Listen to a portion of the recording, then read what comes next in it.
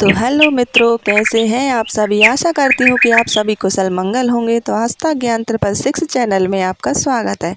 तो आज हम इस वीडियो में बताएंगे दुर्भिवामान का परिणाम। बर्बरीक भीमसेन का पोता और उनके पुत्र घटोत्कच का पुत्र था। इसकी माता मोरवी थी, जिसे शास्त्र तथा बुद्धि द्वारा पराजित कर घटोत्कच ने ब्याहा था। बर्बरीक बड़ा वीर था। इसने एक बार भीमसेन को अत्यंत साधारण युद्ध कौशल से पराजित कर दिया था। जब पांडवों के वनवास का 13वां वर्ष व्यतीत हुआ, तब सभी राजा उपलब्ध नामक स्थान में युद्ध के लिए एकत्र हुए। वहां से चलकर महारथी पांडव कुरुक्षेत्र में आए, जहां दुर्योधनादि कौरव पूर्व से ही उपस्थित थे। उस समय भीष्म जी ने दोनों पक्षों के राथियों तथा अंतर्राथियों की गणना की थी। उसका सब समाचार जब गुप्तचरों द्वारा महाराज युधिष्ठिर को मिला, तब उन्होंने भगवान श्री कृष्ण से कहा, केशव, दुर्योधन का कौन वीर कितने समय में सेना सहित पांडवों का वध कर सकता है? इस प्रश्न पर पितामह और कृपाचार्य ने 1 महीने में हम सबों को मार डालने की प्रतिज्ञा की है। द्रोणाचार्य ने 15 दिनों में, अश्वत्थामा ने इस दिनों में, और सदा मुझे भयभीत करने वाले कर्ण ने तो 6 ही दिनों में सेना सहित पांडवों को मारने की घोषणा की है। देवकीनंदन, क्या हमारे पक्ष में ऐसा कोई योद्धा नहीं जो इसकी कोई प्रतिक्रिया कर सके? राजा युधिष्ठिर का यह वचन सुनकर अर्जुन बोले, महाराज भीष्म आदि महारथियों की ये सारी घोषणाएं असंगत हैं, क्योंकि युद्ध संबंधी जय पराजय का निश्चय किसी काम का नहीं होता। इधर आपके पक्ष में भी बहुत से दुर्धर्ष राजा हैं, जो काल के समान अज्ञ हैं।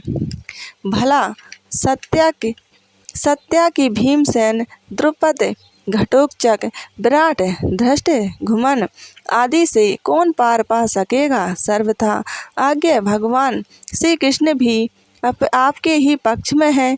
मैं तो समझता हूँ इनमें से एक एक वीर सारी कौरव सेना का संहार कर सकता है। भला बूढ़े बाबा भीष्म, द्रोण और कृपाचार्य से अपने को क्या भय है?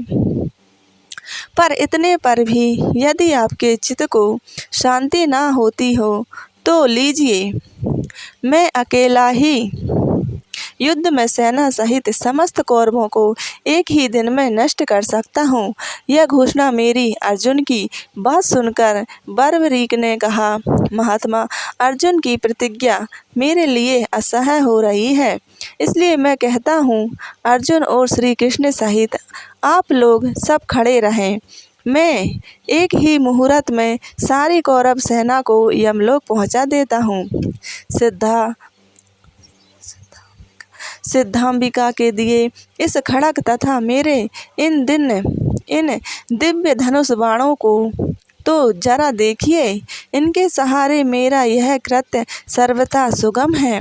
बर्बरीक की बात सुनकर सभी क्षत्रिय विस्मित हो गए। अर्जुन भी लज्जित हो गए और श्री कृष्ण की ओर देखने लगे। श्री कृष्ण ने कहा, पार्थ, बर्बरीक ने अपनी शक्ति के अनुरूप ही बात कही है। इसके विषय में बड़ी अद्भुत बातें सुनी जाती हैं। पहले इसने पाताल में जाकर 9 करोड़ों दैत्यों को क्षण भर में मौत के घाट उतार दिया था। फिर उन्होंने बर्बरीक से कहा, वत्स, तुम भीष्म, द्रोण, कृपाचार्य, कर्ण आदि महारथियों से सुरक्षित सेना को इतना शीघ्र कैसे मार सकोगे? इन पर विजय पाना तो महादेव जी के लिए भी कठिन है। तुम्हारे पास ऐसा कौन सा उपाय है जो इस प्रकार की बात कह रहे हो? मैं तुम्हारी इस बात पर कैसे विश्वास करूं? वासुदेव के इस प्रकार पूछने पर बर्बरीक ने तुरंत ही अपना धनुष चढ़ाया और उस पर बाण साधन किया। फिर उस बाण को उसने लाल रंग के भस्म से भर दिया और कनक तक खींचकर छोड़ दिया। उस बाण के मुख से जो भस्म उड़ा वह दोनों सेनाओं के मर्म स्थलों पर गिरा। केवल 5 पांडव, कृपाचार्य और अश्वत्थामा के शरीर से उसका स्पर्श नहीं हुआ। अब बर्बरीक बोला, आप लोगों ने देखा, इस क्रिया से मैंने मरने वाले वीरों के मर्म स्थान का निरीक्षण कर लिया। अब बस 2 घड़ी में इन्हें मार गिराता हूँ। यह देख सुनकर युधिष्ठिर आदि के चित्त में बड़ा विस्मय हुआ। सभी लोग बर्बरीक को धन्य धन्य कहने लगे। इससे महान कोलाहल छा गया। इतने में ही श्री कृष्ण ने अपने तीक्ष्ण चक्र से बर्बरीक का मस्तक काट गिराया। इससे भीष्म, घटोत्कच आदि को बड़ा क्लेश हुआ। इसी समय सिद्धांबिका आदि देवियां वहां आ पहुंची और उन्होंने बतलाया कि इसमें श्री कृष्ण का कोई अपराध नहीं है। बर्बरीक पूर्व जन्म में सूर्यवर्चा नाम का यक्ष था। जब पृथ्वी भार से घबराकर मेरु पर्वत पर देवताओं के सामने अपना दुखड़ा दो रो रही थी, तब इसने कहा था कि मैं अकेला ही अवतार लेकर सब दैत्यों का संहार करूंगा। मेरे रहते किसी देवता को भी पृथ्वी पर अवतार लेने की आवश्यकता नहीं है। इस पर ब्रह्मा जी क्रोधित होकर बोले, धुर्मते, तू मोहवश यह दुस्साहस कर रहा है। अतएव जब पृथ्वी भार नाश के लिए युद्ध का आरंभ होगा, उसी समय श्री कृष्ण के हाथ से तेरे शरीर का नाश होगा। तदनंतर श्री कृष्ण ने फिर चंडिका से कहा, इसके सिर को अमृत से सींचो और राहु के सिर की भांति अजर अमर बना दो। देवी ने वैसा ही किया। जीवित होने पर मस्तक ने भगवान को प्रणाम किया और कहा, मैं युद्ध देखना चाहता हूँ। तब भगवान ने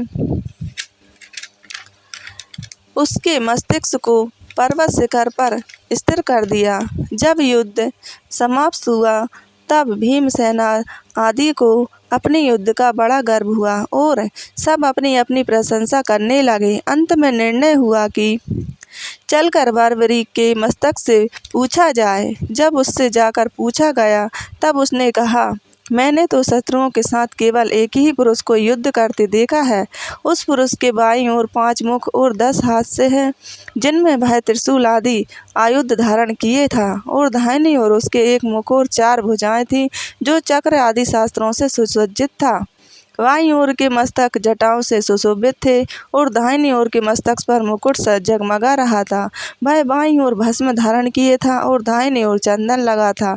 बाईं ओर चंद्रकला चमक रही थी और दाहिनी ओर कौस्तुभ मणि झलमला रही थी। उसी पुरुष ने सारी कौरव सेना का विनाश किया था। मैंने उसके अतिरिक्त किसी अन्य को सेना का संहार करते नहीं देखा।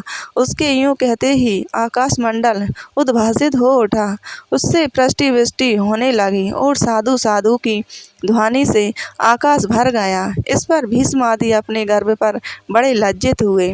तो प्रिय मित्रों, कैसी लगी आपको मेरी ये कहानी? यदि अच्छी लगी हो तो लाइक करना और वीडियो को शेयर करना और मेरे चैनल को सब्सक्राइब करना बिल्कुल भी मत भूलना। तो मिलते हैं अगली वीडियो में। तब तक के लिए जय श्री कृष्णा।